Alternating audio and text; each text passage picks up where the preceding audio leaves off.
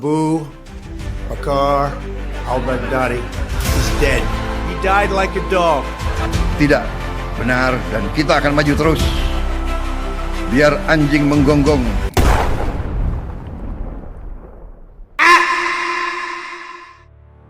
Sejak zaman dulu, politisi sering menggunakan metafora hewan untuk menggambarkan lawan atau kondisi politik. Di Amerika Serikat, Donald Trump pernah menyebut mantan ajudannya sebagai anjing.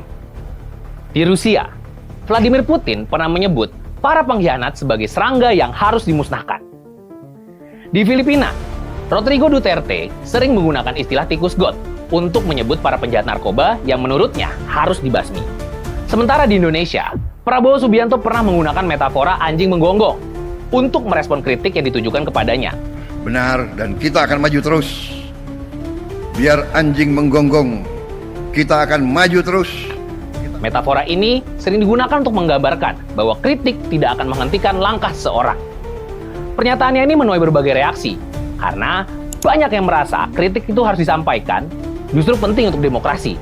Tapi, ketika metafora berubah menjadi tindakan nyata, kita harus waspada.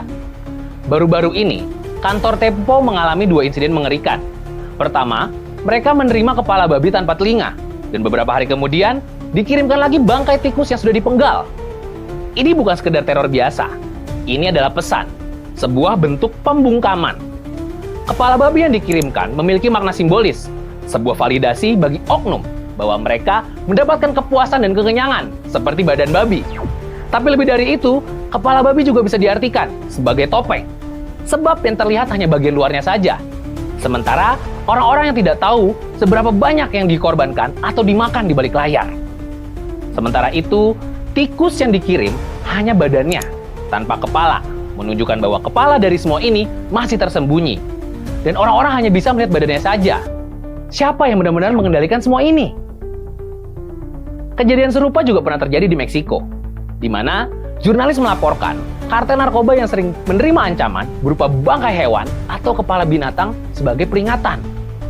Di Hong Kong, para aktivis pro-demokrasi juga pernah mendapatkan ancaman serupa dalam berbentuk surat wanted.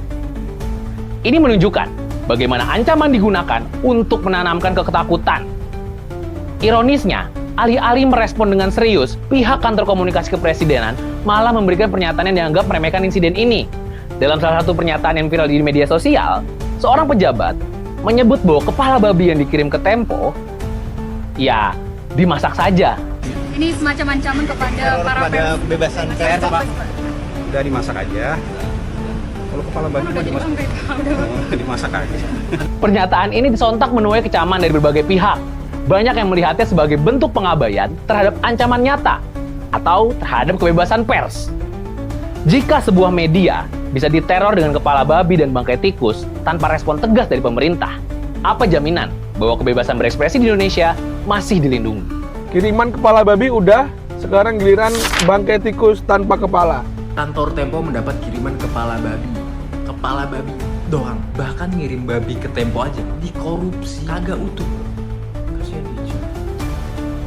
Metafora anjing menggonggong telah lama digunakan dalam politik global sebagai simbol keteguhan di tengah kritik. Di Indonesia, baru-baru ini Prabowo Subianto pernah menggunakan frasa ini dalam merespon kritik yang ditujukan kepadanya. Presiden Prabowo Subianto kembali menggunakan peribahasa, biarkan anjing menggonggong, kafilah berlalu. Dalam pidatonya, saat meresmikan Kawasan Ekonomi Khusus (KEK) Industriopolis Batang di Jawa Tengah pada 20 Maret 2025, beliau menegaskan bahwa pemerintah akan terus maju dengan berbagai program pembangunan demi masa depan Indonesia yang gemilang, tanpa terpengaruh oleh kritik atau pandangan pesimis dari berbagai pihak. Namun, metafora ini menuai berbagai reaksi. Bagi pendukungnya, pernyataan ini dianggap sebagai simbol keteguhan dalam menghadapi kritik yang dianggap tidak konstruktif. Tetapi bagi lawan politiknya, istilah ini seolah merendahkan suara masyarakat yang menyampaikan. Karena kritik sebagai gonggongan anjing yang bisa diabaikan begitu saja. Pak Presiden, ini yang dimaksud dengan anjing yang menggonggong itu siapa, Pak? Jangan bilang kalau yang Bapak maksud itu adalah rakyat yang mengkritik pemerintahan Bapak. Recep Tayyip Erdogan di Turki pernah mengatakan bahwa kritik terhadapnya hanyalah suara bising yang tidak penting. Metafora dalam politik tidak pernah sekedar permainan kata. Ini mencerminkan bagaimana seorang pemimpin memandang kritik dan responnya terhadap demokrasi. Dalam konteks Indonesia, apakah pernyataan ini menunjukkan ketegasan atau justru menunjukkan sikap menutup telinga terhadap suara rakyat. Ya, hewan sering digunakan sebagai simbol dalam politik karena asosiasi psikologisnya yang kuat. Anjing bisa berarti kesetiaan, tetapi juga bisa menjadi hinaan ketika digunakan dalam konteks negatif. Lalu, babi sering dikaitkan dengan kerakusan dan korupsi. Dalam skandal politik di Tiongkok, pejabat korup sering disindir sebagai babi yang makan di palungan rakyat. Lalu tikus, yang melambangkan pengkhianatan dan kebusukan, seperti saat skandal Watergate di Amerika Serikat, Richard Nixon dan para pembantunya disebut tikus, yang mencoba menyelamatkan diri dari kapal yang tenggelam. Oke, jadi ketika kepala babi dan bangkai tikus dikirim ke media, apa artinya? Ada yang ingin menyampaikan pesan bahwa mereka yang membongkar kebusukan ini akan menghadapi konsekuensi. Ini adalah taktik intimidasi klasik yang bertujuan untuk menciptakan ketakutan dalam membungkam suara kritis. Dalam konteks politik Indonesia, metafora anjing menggonggong biar kafilah berlalu juga bisa diartikan bahwa pemerintah akan tetap berjalan maju tanpa terpengaruh oleh kritik. Namun, di sisi lain, apakah ini juga berarti bahwa suara kritis, termasuk dari media, dianggap sebagai gonggongan yang tidak perlu didengarkan? Atau, apakah ini pesan teror yang dikirim ke Tempo juga mencerminkan cara pandang serupa terhadap mereka yang berbicara terlalu lantang? Prabowo langsung mengecam orang yang mengkritik pemerintah, oposisi bagi pemerintah, bahkan dia mengatakan anjing. Bahkan presiden sendiri sudah tidak punya etik dan logis untuk mengucapkan sesuatu hal yang baik terhadap rakyatnya. Bagaimana rakyat bisa menghargai dia? Nah, Gen Z itu bukan generasi yang gampang dibungkam. Kita tumbuh di era informasi, di mana media bebas adalah hal yang kita anggap normal. Jadi, kalau ada upaya untuk menakut-nakuti jurnalis dengan kepala babi dan bangkai tikus, hingga statement presiden tentang anjing menggonggong, kita harus bertanya, apa yang sedang disembunyikan dan dilakukan? Karena kasus serupa ini juga pernah terjadi di Turki, di mana jurnalis yang kritis terhadap pemerintahan Erdogan kerap mendapatkan ancaman atau simbol-simbol intimidatif.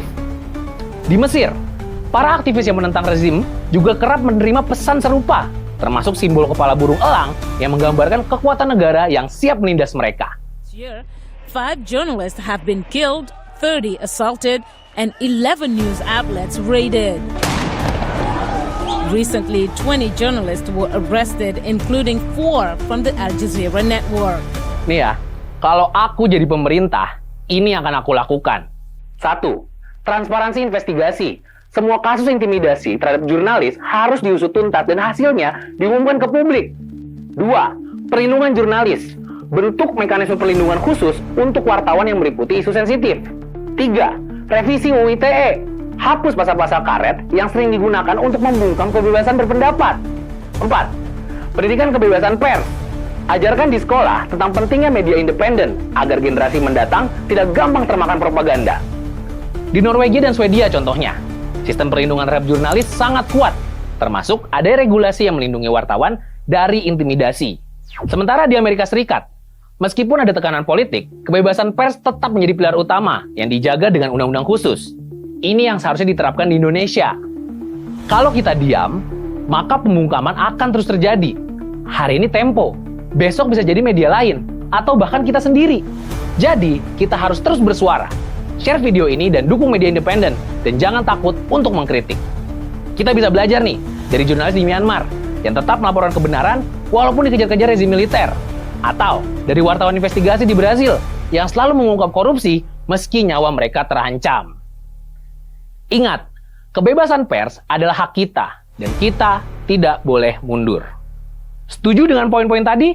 Komentar di bawah ya. Jangan lupa subscribe biar kita bisa terus membahas isu penting seperti ini.